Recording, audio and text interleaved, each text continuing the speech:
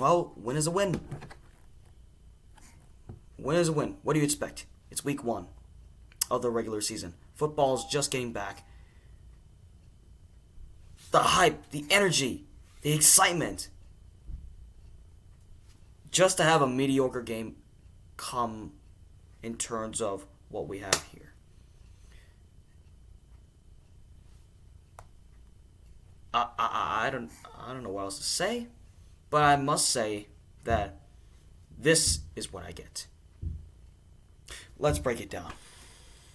So the Ravens, in a mediocre game against the Houston Texans, still found a way to manage business and pull off a win to go start the season just right. 1-0 with a 25-9 victory. There were a couple hits and a couple misses in this game. So let's get into it. Take a look at the stats right here. The Ravens defense was able to get to C.J. Stroud. And what I would love to see in that game actually happened. C.J. Stroud got decked by David Ojabo. And that gave me a flashback of Ohio State-Michigan rivalry right there. I remember that time, the game played in the snow in Ann Arbor, Michigan, when C.J. Stroud got sacked by David Ojabo. 2 years later, it happened again in week 1 of the regular season. Because C.J. Stroud was dealing with the element against a ferocious Ravens defense, which did do their job in holding down the Texans to 9 points and getting to C.J. Stroud every time. So I say this because the defense basically won the game for us. They won the game for us. Offensively, a whole different story. Now, before I get into the offense, I just want to say this. J.K. Dobbins, tough. Their injury was tough.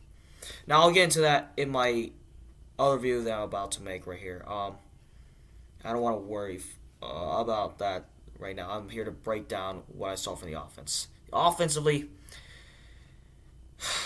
it was a sloppy game for them, not going to lie. Now, I understand it's a brand new offense. It's no longer the Greg Roman system anymore. It's Todd Monken's system. And we're not basically a run offense anymore. We're known for the pass game now. And these are our starters that have not played a single game in the preseason because the Ravens chose not to play them. Yeah, at all in the preseason. And it's showcased in this game. First half, awful. It was just J.K. Dobbins taking it in, and then y'all know what happened there. I'll get into that later. Basically 7 points put up in the first half the entire time.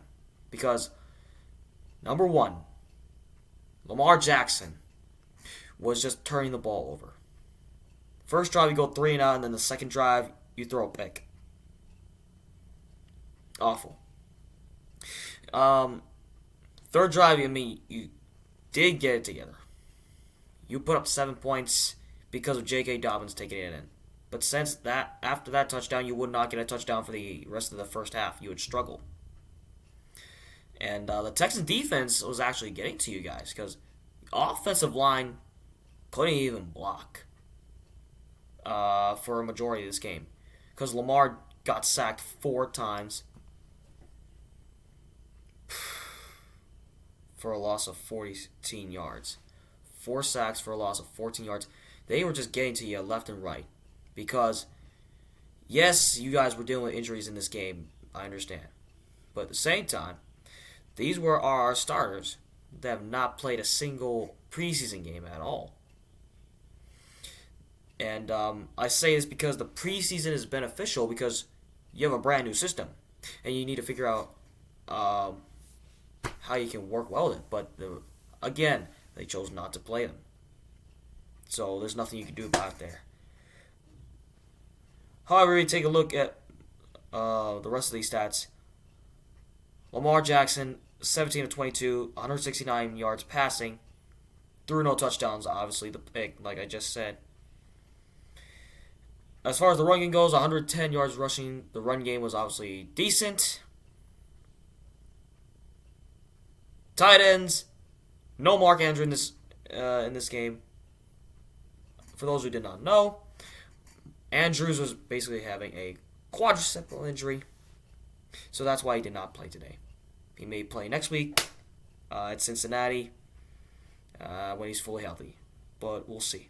And then Zay Flowers. Let's go to this receiving core. Zay Flowers was the one receiver that stood out for a couple of good reasons and a couple bad reasons. Now, I want to get the good reasons out of the way. He has 9 catches for 78 yards. Yes, he made some big plays. He was making guys miss, juking safeties in the secondary, showing off that speed. And I'm thinking, okay, this receiver's got some speed. But towards the end of the game, he was catching passes literally that were just straight up not gaining any yards at all. 2 passes that Lamar threw to him that were just going backwards for negative yardage right there. And the fans were just starting to criticize that as like, what are we doing? That's just totally unacceptable. Then we get to Odell Beckham Jr. There were just a couple of things about this guy right here. Obviously, his first game since that Super Bowl that he played with the Rams in 2021. Obviously, did not play at all last year, but this is his first game back since the Super Bowl. 2 big catches that he made, and they were both for first down. He made a couple big plays. I remember that time when Lamar, towards the end of the game, threw a deep ball to him. That got the fan base energized and fully engaged. And then we get to Rashad Bateman. He also had 3 catches for 35 yards, but no touchdowns for him. So this receiving core, yes, they have some improvements to make. And it's week 1. They know they got to make the adjustments for next week going into Cincinnati. And of course, I want to see more of the tight ends as well. Like Isaiah Likely and Charlie Kolar, they got to get some more catches as well. We're no longer a run-first offense. We got this receiving core that has all this talent flowing around them. And then the tight ends, they got to make some catches. Which, speaking of the tight ends, Isaiah Likely, just 1 catch the entire game. And then Charlie Kolar with the critical drop pass, which was totally unacceptable. He's got to get it together for week 2. And then, as far as coaching staff goes, John Harbaugh, decision making, decent. Not great, but decent. Mike McDonald's defense was ferocious, like I said earlier. Todd Monken's offense, obviously, will have to make the adjustments moving forward. And that's all I got to say about this offense is you got to make the improvements moving forward because today was a mediocre performance. I'm going to call it right there. There were a couple hits and a couple misses in this game. Because with the way that we played today, I mean, solid. You got the team win. I get it. But at the same time, injuries are starting to pile up. There were a lot of miscues in this offense. And I think the biggest thing out of all this is penalties. They're mostly on our offense right here in terms of being disciplined. 10 penalties for 82 yards. 10 penalties, no matter of fact, 13 penalties. Because the last 2 penalties towards the end of the game were just offensive penalties. Holding, false start, holding, false start, personal foul, left and right. You gotta be disciplined. You gotta be self-disciplined.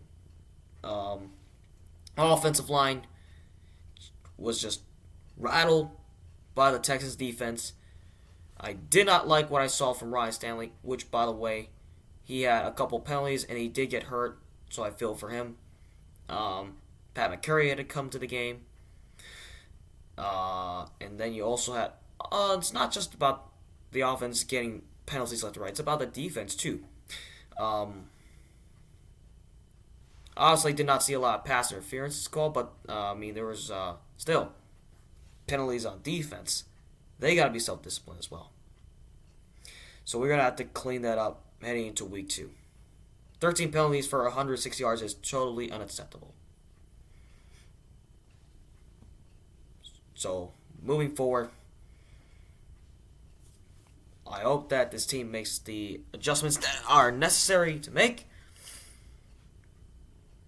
and that they can continue to improve every day and get better. But hey, it is what it is. A win is a win. Let's just continue that momentum heading into Cincinnati next week. That being said, that is all I gotta say. Let's get it.